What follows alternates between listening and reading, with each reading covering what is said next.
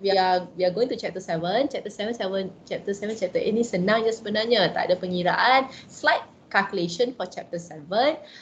It's more of understanding and also understanding je lah actually, right? So chapter 7 ni is now to talk about, which is very happen very frequently in a real application, di mana in your reactor tu you might have more than one reaction taking place the same time. So contohnya katakan kamu ada reactant A, kamu ada reactant B, right? Okay, kamu dalam reaction, kamu letak dua-dua reaktor ni dalam reaktor. Dengan harapan katakan kamu nak dapat produk C. Okay, that product C is what you want to target lah. Okay.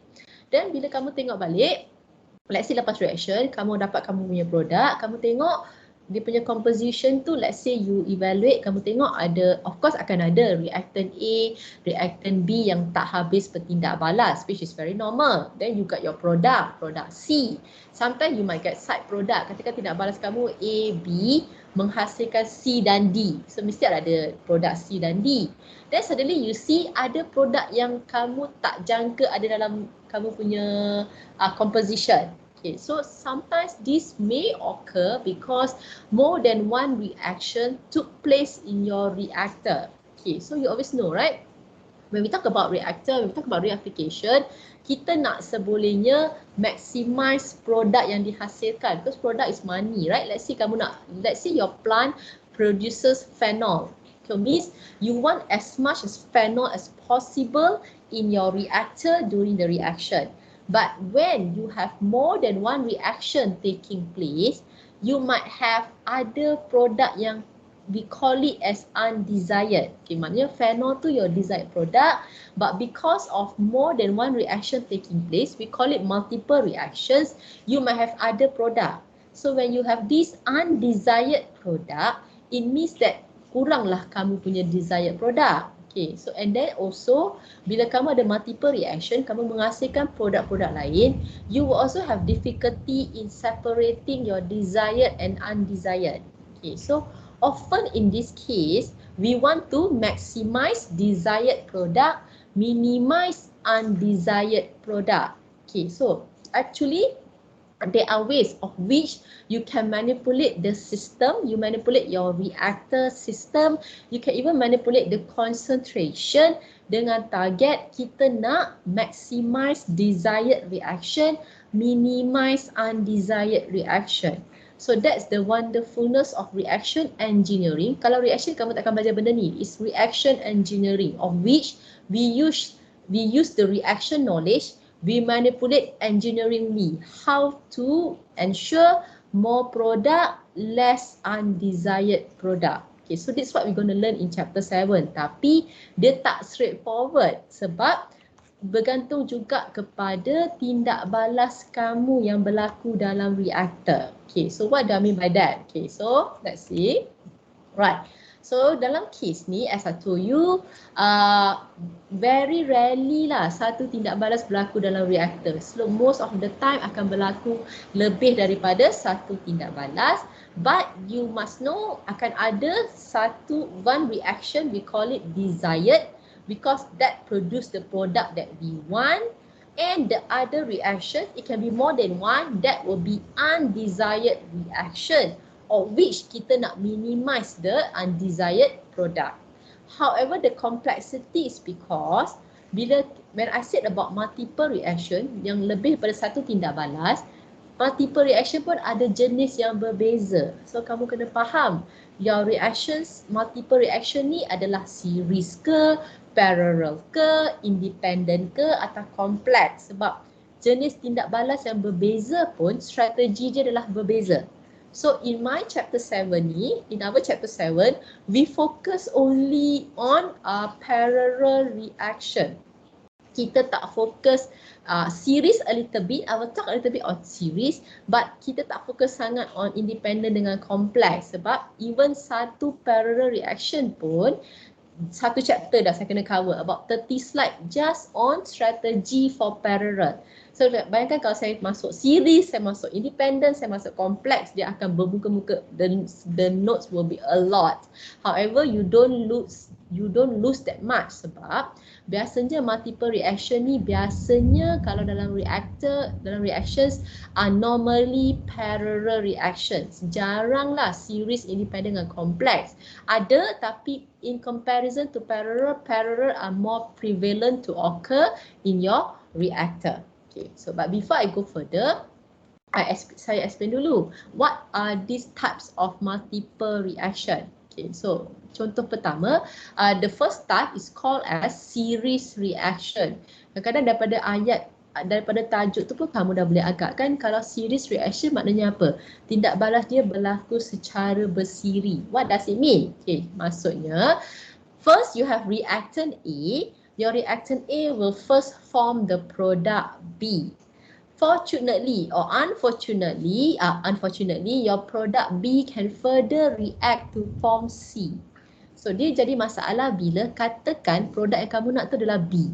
Tetapi kamu tak boleh escape, kamu tak boleh avoid, this B ni pun boleh further react menjadi C.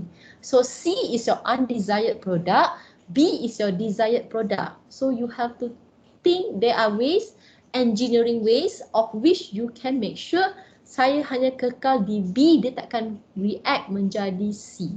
Okay, so this is one example of series reaction lah. Okay, so example dia, ethylene oxide react with ammonia. Okay, so bila ethylene oxide kamu tambah dengan ammonia, first dia akan form monoethanolamine. Okay, katakanlah produk kamu tu kamu nak monoethanolamine. But because this series reaction occurs, this monoethanolamine akan further react form diethanolamine, and it can also further react to form triethanolamine. So kamu bayangkan dalam kamu punya sistem, lepas kau pada reaktor tu, kamu nak mono, tapi kamu tengok produk kamu tu ada mono, ada di, ada tri. So rugilah sebab you want maximize mono, but because of multiple reaction, you will have di, you will have triethanolamine. So this is example of a series reaction. Okay, so next one, parallel. So as I told you, parallel is more often occurs. So parallel ni means dia menggunakan reactant yang sama. Okay, so contohnya katanya case ni reactant A. But this reactant A can undergo two different types of reaction to produce, let's say kalau tindak balas reaction pertama menghasilkan B, which let's say is your desired product. But at the same time, A will undergo other types of reaction to produce C. Atau erti kata lain, reaktor yang sama melalui dua mekanisme yang berlainan atau dua jenis tindak balas yang berlainan untuk menghasilkan produk yang berbeza. So let's say kamu nak B, tapi sebab A pun mengalami tindak balas yang selainnya pun menghasilkan produk C that you don't want. So example-nya ethylene. So I think this example I always give you. Ethylene ataupun any chemical, if you have reaction with O2, menggunakan O2, dia boleh melalui either oxidation or combustion. Okay, so depend.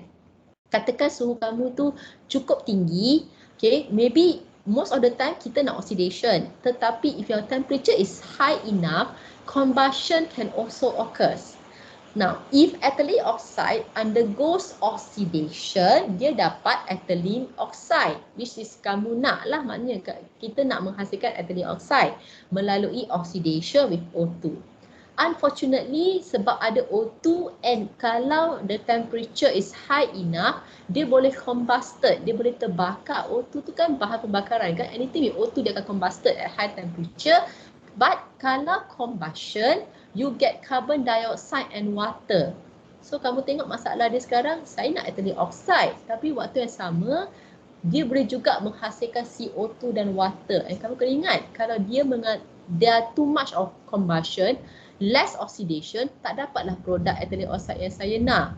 So this is often the case that will happen in the real application, parallel. Dia mengalami dua jenis tindak balas yang berbeza akibat mekanisme yang berlainan menghasilkan produk yang kamu tak nak. Okay, alright. So that's the second example. Third one is complex reaction. So kalau kamu punya reactor, katakan like one day you work in a real chemical plant and your reactor have complex reaction, this is a bit tough lah. There are ways actually, there are ways to tackle this, but this is a bit more complex sebab reaction itu melibatkan series and parallel. Dia combine series dengan parallel.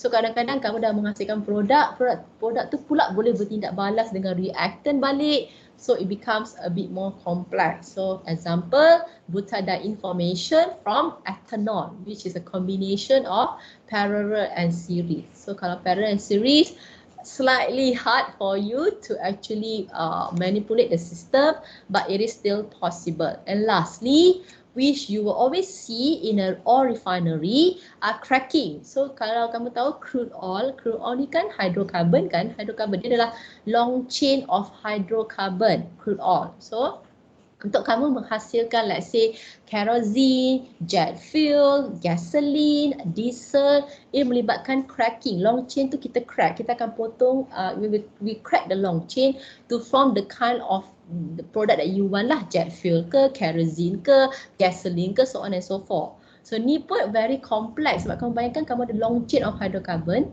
kamu crack at one part, you get this product. You cut at another part, you got different length of cracking, you will produce different products. So reaction occurs at the same time, but the product and the reactants might not react with one another. So this is what we call as independent reaction. So this is what you oftenly will encounter in refinery. Sebab tu refinery is a huge business, it's a huge complex, complicated processing process sebab it's a long chain. I got many types of product that I can produce, so you can imagine how complex it can be. Kamu nak tengok, nak manipulate, let's say your refinery is concentrating on jet fuel, tapi at the same time kamu tak boleh control, dia juga menghasilkan different types of hydrocarbon chain. Okay, so that are the 4 types of multiple reaction that you will see. Okay, so now we come back talking about desired, undesired. Okay, so for multiple reaction akan ada satu tindak balas yang mana menghasilkan our desired product. So let's say katakan dalam dua application, kamu kena pasti tindak balas mana yang akan menghasilkan your desired product, and automatically tindak balas lain akan menjadi undesired reaction because it produce the undesired product that you will achieve. Okay, so katakan kamu bayang, let's say kita ada parallel reaction. Okay, let's say ada dua tindak balas. Let's say I identify B as the desired reaction.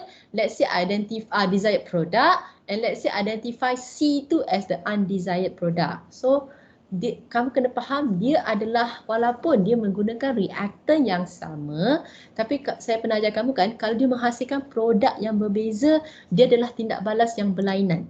Okay, although I use same reactant, but I get different product is completely two different reactions. So setiap reaction ni akan ada nilai K dia, reaction rate constant dia kan, kita kena belajar setiap tindak balas ada nilai K kan.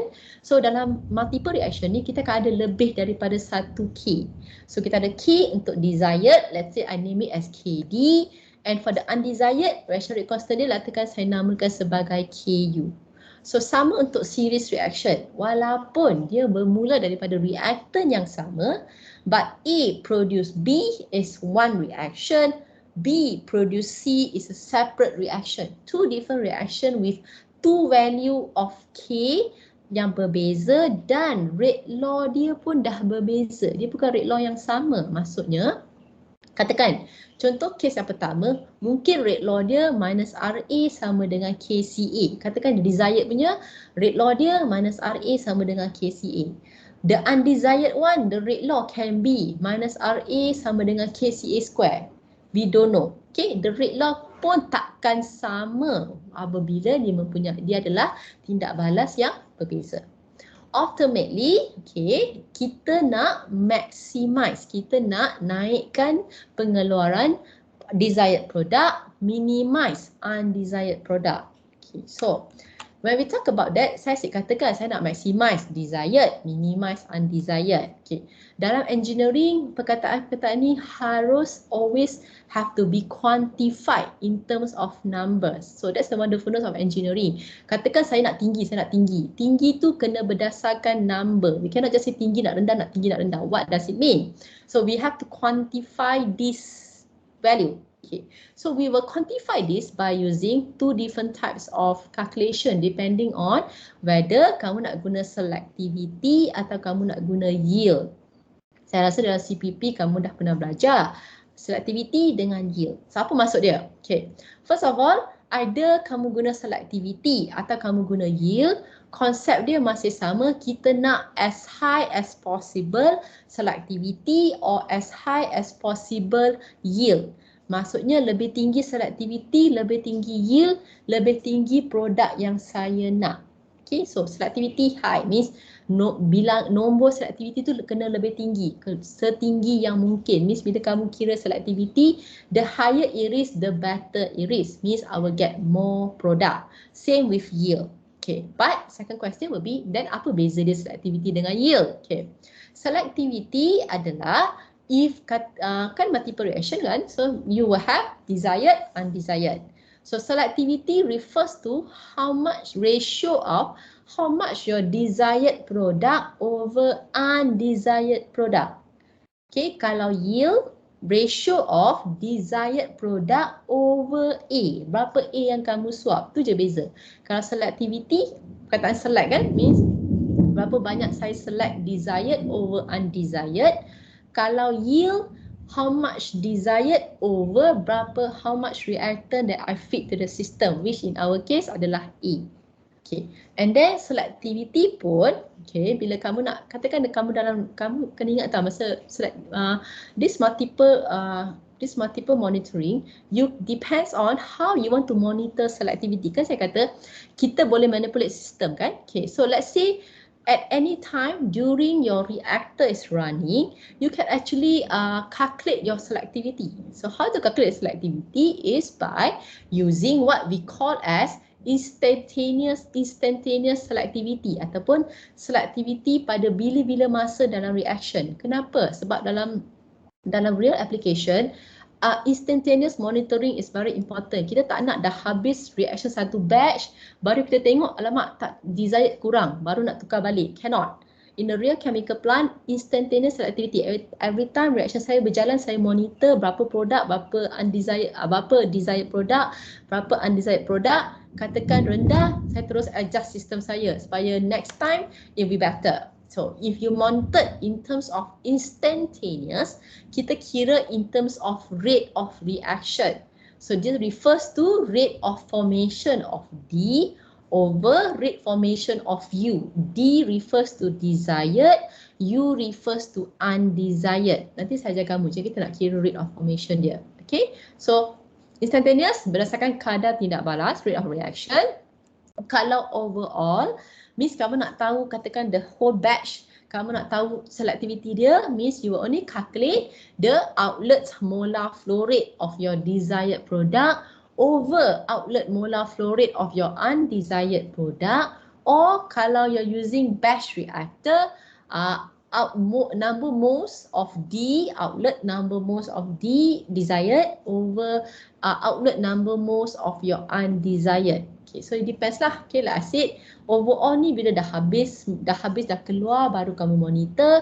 Instantaneous is any time during the reaction you can only monitor the rate of formation of desired over undesired. So next one is yield. So sama je konsep, kita ada instantaneous, kita ada overall, tetapi instead of desired over undesired, dia jadi desired product over how much A you feed to the system. So again, konsep dia sama, kita nak selectivity, kita nak yield as high as possible sebab kalau maximum selectivity, maximum yield means maximum desired product yang kita hasilkan. Okay. So done on understanding yield and selectivity. Okay, sekarang kita nak concentrate untuk parallel reaction. Macam mana kita nak maximize selectivity and apa yang kita boleh manipulate sistem. Okay, so sekarang dia tak semudah yang kita sangka sebab as I told you, kita always measure in terms of instantaneous selectivity. Yield pun boleh, tapi saya fokus dalam notes ni hanya selectivity saja. Means how to maximize selectivity in order to get high desire, low undesired. Okay. So it become complex sebab katakan kamu hanya ada dua parallel reaction lah. Kita kira dua saja. Kita consider dua parallel reaction. First, A produce D, desired product. Second reaction, A produce U, undesired product. Okay. Kan instantaneous kita kena kira rate of formation kan. Okay. So let's say kita kira rate of formation of D. So kalau kamu ingat rate of formation kan kita kena kira berdasarkan minus RA. Ingat tak saja kamu rate of formation ke rate of disappearance of any other species mesti berdasarkan minus RA. Okay, so kita andaikan sekarang positive RD sama dengan minus RA untuk yang desired reaction. Okay, so kita tulis rate law dia akan menjadi KD, okay, reaction rate constant untuk desired reaction. CA, reactant hanya satu. Sekarang kes ni hanya satu reactant. So CA power alpha 1. So alpha 1 tu merujuk kepada reaction order untuk A dalam desired reaction itu. So alpha 1 ni boleh jadi first order, second order, zero order. Kita tak tahu. So we put it as alpha 1. Same concept. Selectivity ada desired over undesired kan? So kita kena kira juga rate of undesired reaction, positive RU. So same concept, kita kena kira berdasarkan minus RA. Tetapi sekarang minus RA untuk the undesired reaction, reaction yang bawah tu. Okay, so equals to minus RAU. Okay, so again we write it as KU. Sekarang dah KU. Kenapa? Sebab this is the undesired reaction. The K must be the undesired reaction punya K. So KU. Kena ingat. KD, KU nilai yang berbeza sebab dia adalah dua tindak balas yang berbeza. Sama reactant, produk lain, dua tindak balas yang berbeza. Sebab tu kita kena categorize dia. KD ke KU. Okay, so KU kan, okay, down. CA, again sebab reactant dia menggunakan A. Tapi sekarang power alpha 2. Why alpha 2? Alpha 2 refers to reaction order for your A for the undesired reaction. So alpha 2 pun sama, boleh jadi 0, boleh jadi 1, boleh jadi 2, we don't know. Depends on your reaction.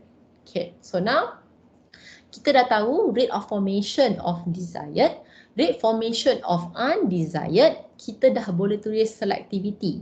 So selectivity we use S, okay, S besar, D stroke U. Kenapa D stroke U means desired over undesired. Selectivity of desired over undesired.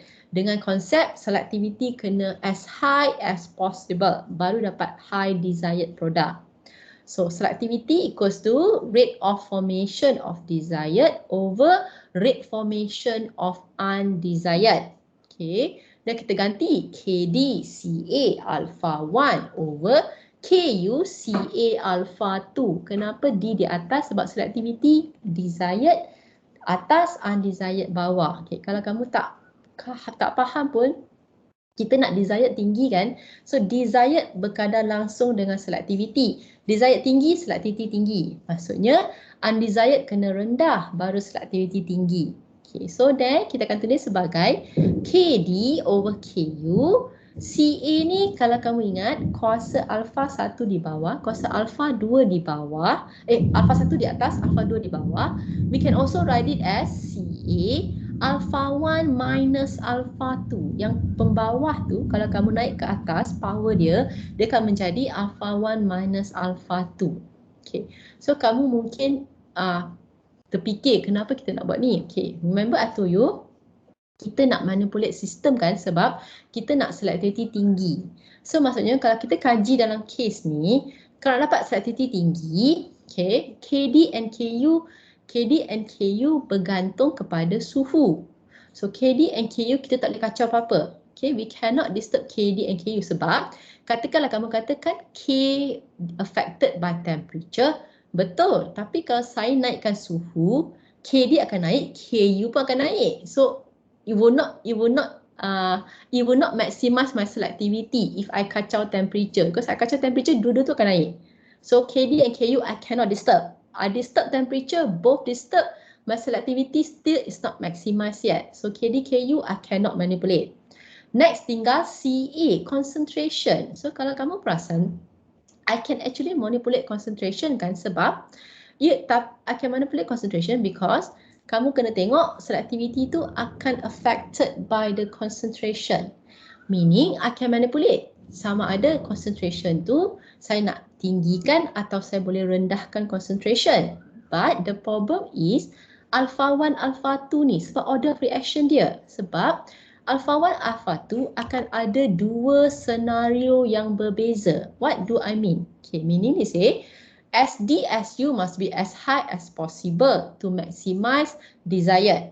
To do so, we can change the concentration of A, CA, or the reaction system. However, this is dependent on the alpha 1, alpha 2. Apa maksud dia? Okay, katakan case pertama, alpha 1 is bigger than alpha 2. Maksudnya katakan alpha 1 is second order, alpha 2 is first order. Okay, maknanya desired tu second order, desired reaction tu is second order with respect to A.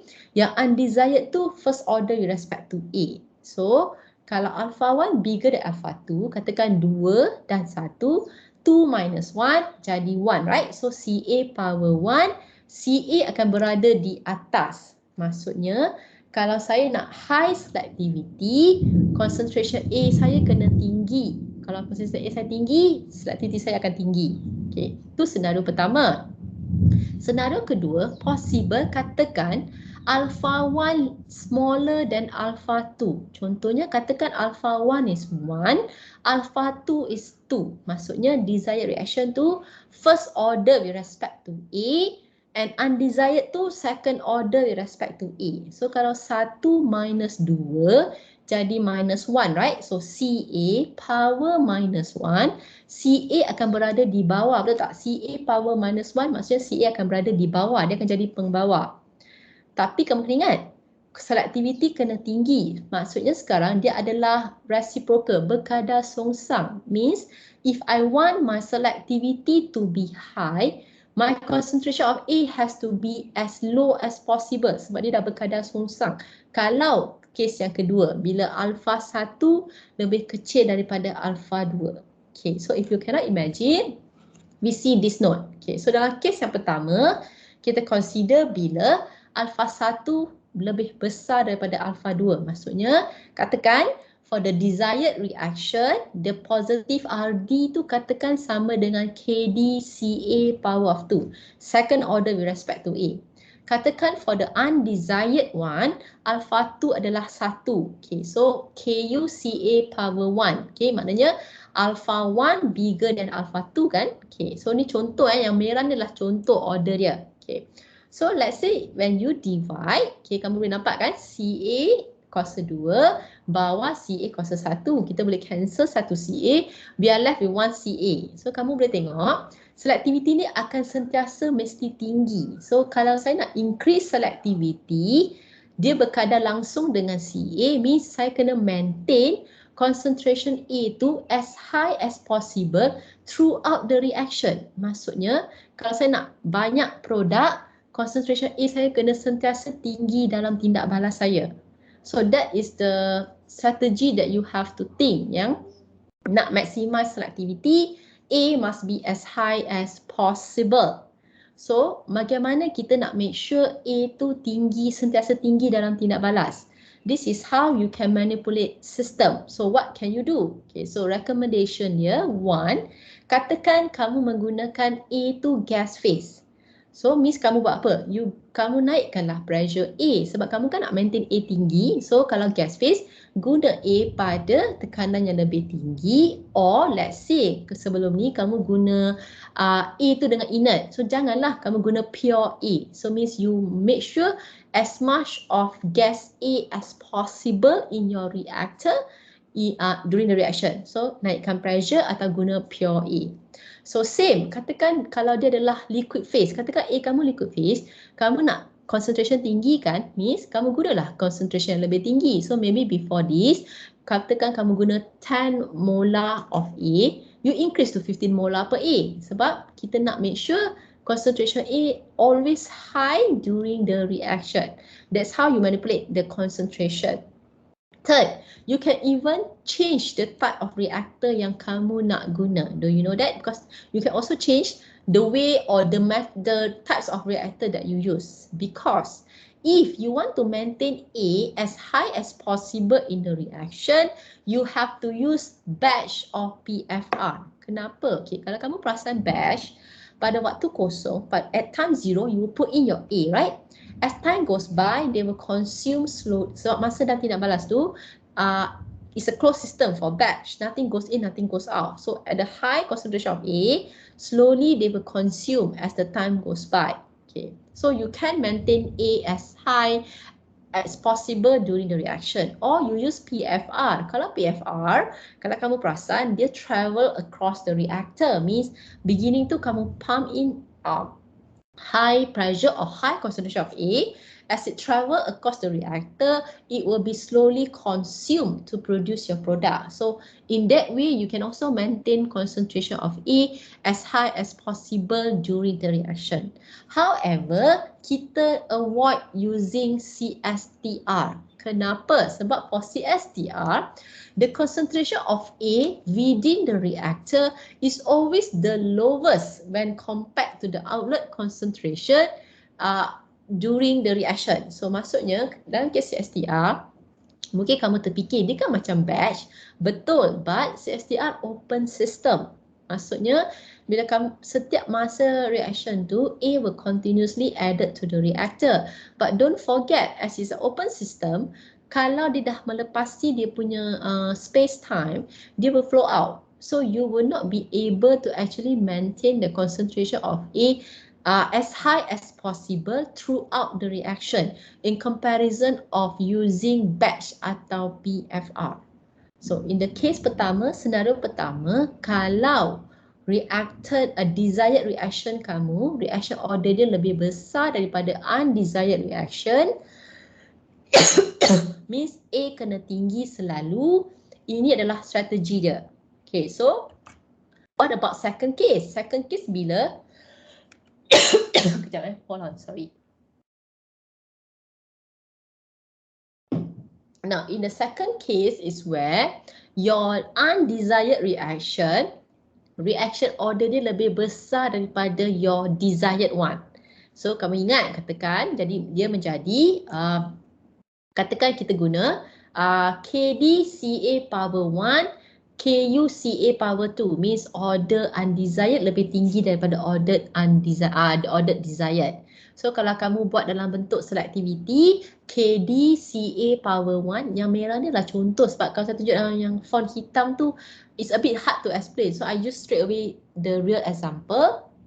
So let's say Ku Ca power of 2. So undesired tu second order with respect to A, desired tu first order with respect to A. Tadi yang case yang tadi terbalik kan? Case ni terbalik pula. Okay, so kamu tahu kan, kalau saya boleh cancel satu Ca, saya akan ada baki satu Ca di bawah. So that's why it become Ca sekarang di bawah. So konsep dia masih sama. Saya nak selectivity tinggi. Tetapi sekarang untuk senario ni, if I want high selectivity, my concentration of A has to be as low as possible. Dia dah berkadang sungsang. Maksudnya, kalau saya nak high desired product, my A has to be maintained at its lowest at all time. Means kita tak boleh guna, kita nak kena maintain concentration A as low as possible in the reaction. Baru kita dapat banyak desired product. So kamu mungkin rasa ni pelik kan? Tetapi sebenarnya inilah cara macam mana kamu nak tinggi desired dengan mengurangkan A during the reaction.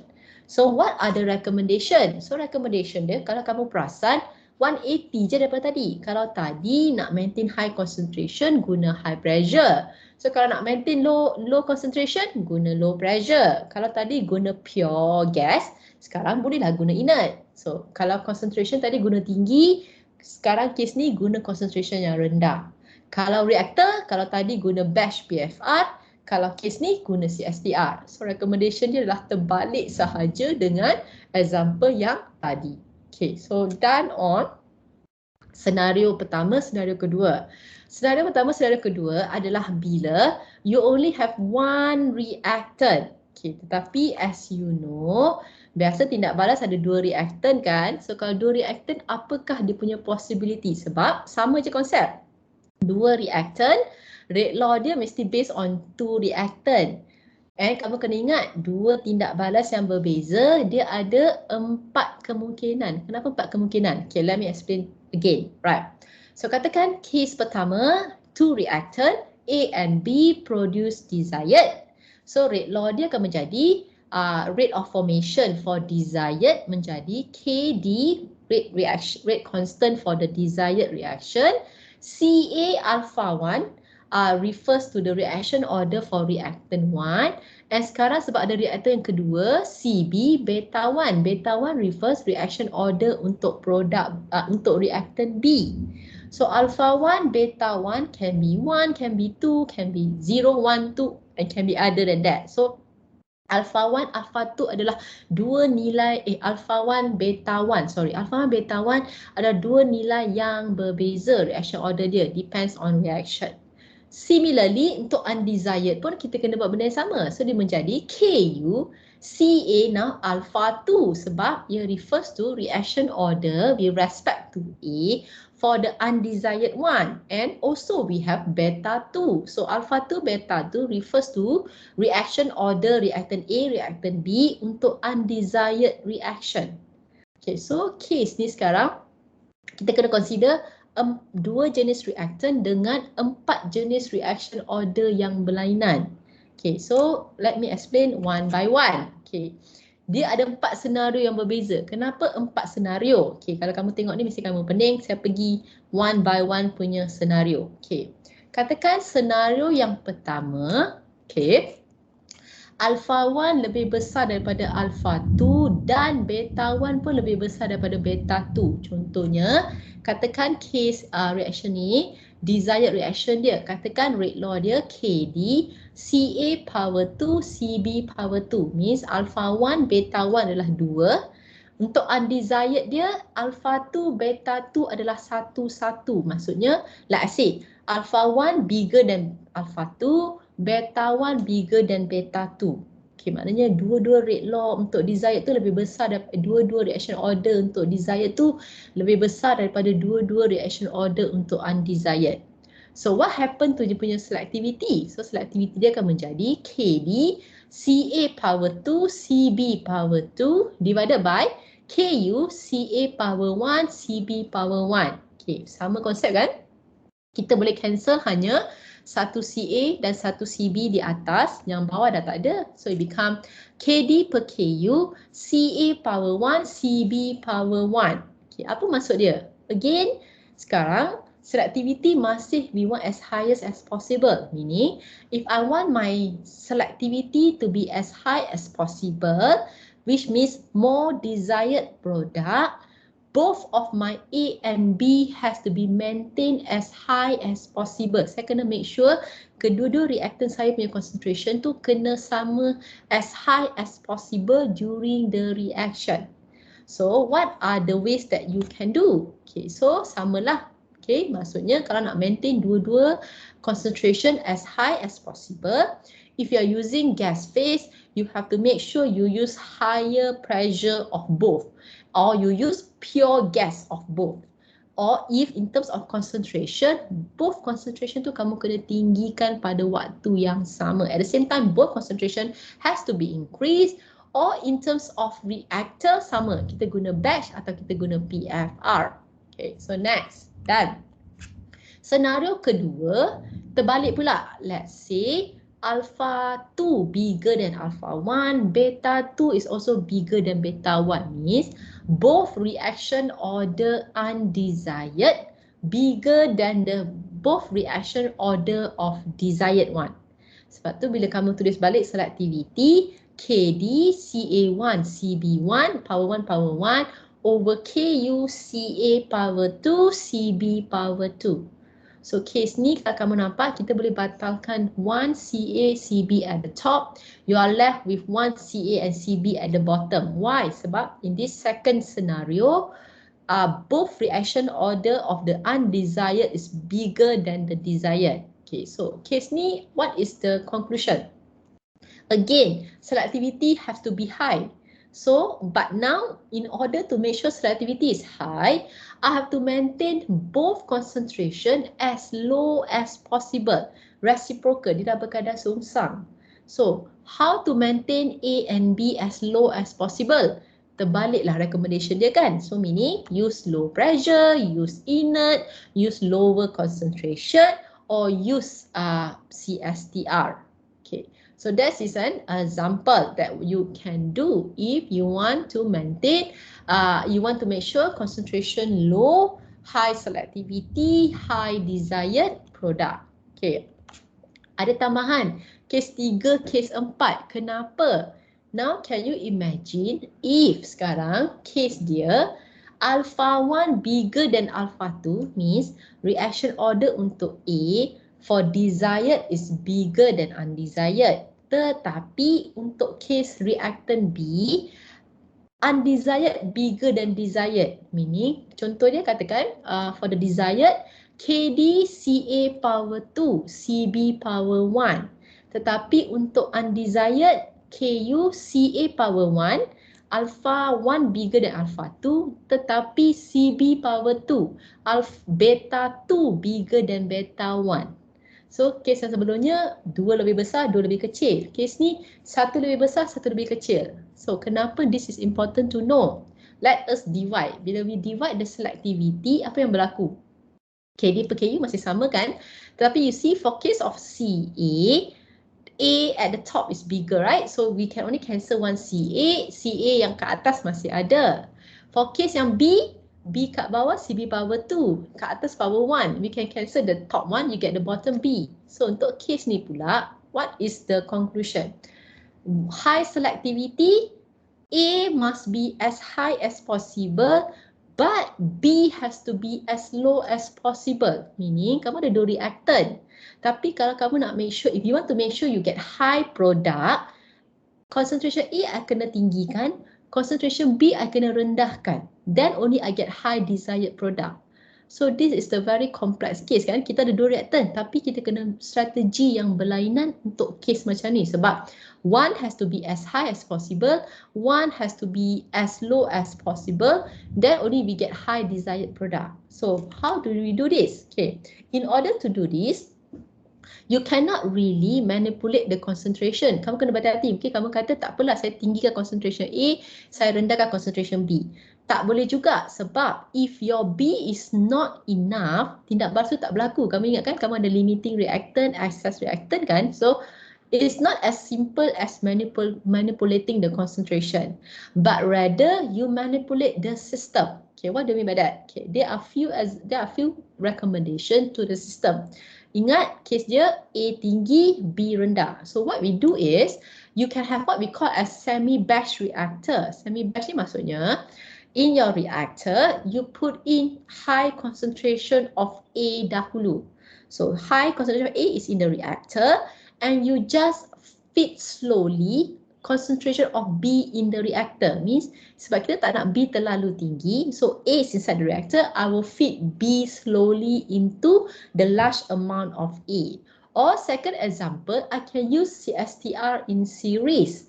But same concept, A initially dah pump in high concentration of and B is only fed solely as a side stream kepada setiap reaktor bersiri ni. So just ensure that B is sufficiently enough for the reaction to occur, but not that high until it affects the selectivity. Or you use PFR, of which I will feed A initially at a high amount, and I'll feed B as a side stream of a small amount in the PFR. So this is the third recommendation. So kalau case bila satu tinggi, satu rendah, recommendation dia is mostly through the reactor system. And lastly, the last example, last scenario, terbalik sahajalah of a case where kita maintain B has to be high, A has to be low. So case tadi terbalik kan, sebab dalam case ni alpha 1 smaller than alpha 2. Case tadi alpha 1 bigger than alpha 2. And beta 1 sekarang bigger than beta 2. So kalau beta 1 bigger than beta 2, B naturally ke atas. Kalau alpha 2 bigger than alpha 1, naturally alpha A will be at the bottom. Okay, so to increase selectivity, B has to be high, A has to be low. Okay, so what do we do?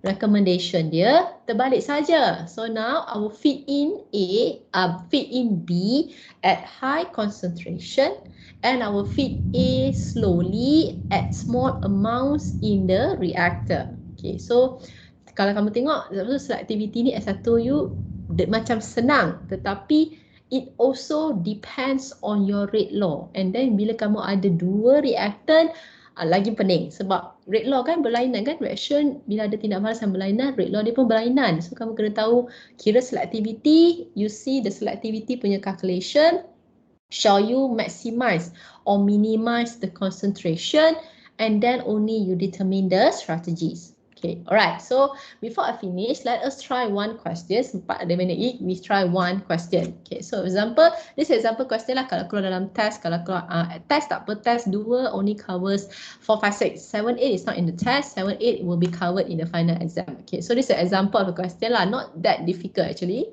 Right, so example of a significant parallel reaction is the formation of desired ethylene by the oxidative dehydrogenation of ethane while avoiding complete combustion to carbon dioxide and water. Both irreversible reaction follows elementary rate law and are given as following. Okay, so diberi kita reaction 1, reaction 2. So kamu kena identify sendiri which one desired, which one undesired. Since they says dia nak produce desired ethylene. So reaction 1 ni desired lah. Reaction 2 undesired. So nanti bila kamu diberi soalan dalam final, you have to know by yourself, you have to identify which one desired, which one undesired. Sebab yang desired tu akan berada di atas rate law dia, the undesired one will be at the bottom. Okay, right, next. Determine selectivity and then discuss the reaction scheme and condition you would use to maximize the selectivity. So dia kata disuruh kita cari selectivity and then kita strategize based on selectivity tu apa yang kita boleh buat untuk make sure we get high ethylene and we avoid combustion yang produce carbon dioxide and water. Okay, so first of all, you calculate selectivity. Okay, so nak calculate selectivity kan dia berdasarkan rate of formation of desired over undesired. So kamu kena identify dalam soalan ni reaction 1 desired, reaction 2 undesired kan. So rate of formation of ethylene over rate of formation of oxygen gas. Positif, kalau kamu bayangkan dia jadi positif RC1, positif RD over positif RU.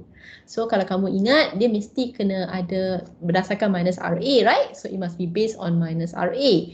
So C per A minus R C2H6 over C per A minus R C2H6. Yang pertama ni untuk reaction pertama, the desired one. The bottom one is for the undesired one. So kamu kena ingat kan kita nak kira rate of formation of lain-lain spesies, dia mesti berdasarkan minus RA. Tapi dalam kes ni kamu ada minus RA1, minus RA2. So when you calculate, alright, so rate law dia macam nak tulis. So rate law dia kan menjadi K1 which is 9, CA power 1, CA power 1, CB power 0.5. Dia follows elementary rate law. So that's why menjadi 9, CA, betul lah, CA, CC2H6, CO2 power 0.5, power 1, power 0.5. Bottom K, K2 167 times with 2, C per A dia adalah 2, 2 times K, CA power 1, CB power 3.5 kan. Kalau elementary rate law kan kita tengok sahaja stoichiometric coefficient. So CA, CB power 0.5, bottom is CA, CB power 3.5. Okay, so part ni kamu kena be very careful, right? You replace with numbers. Case CA dah di cancel, C2H6 atas power 1, bawah power 1 you can cancel. What about CB? So CB will become 0.5 minus 3.5. Dia kalau kamu ingat matematik kan, kalau macam CA power 0.5, bawah bahagi CA power 3.5, power tu kamu minus sahaja. That's why it becomes 0.5 minus 3.5. So bila kamu minus, kamu akan dapat apa?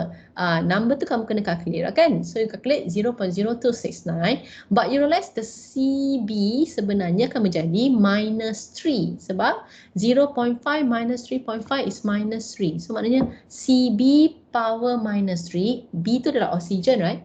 CB power minus 3 akan sama dengan per CB power 3. So CB kuasa minus 3 akan sama juga dengan pembawah CB power 3. So kamu tengok dalam kes ni, walaupun you have two reactant, but when you calculate selectivity, you realize that the selectivity is only affected by concentration of your oxygen gas.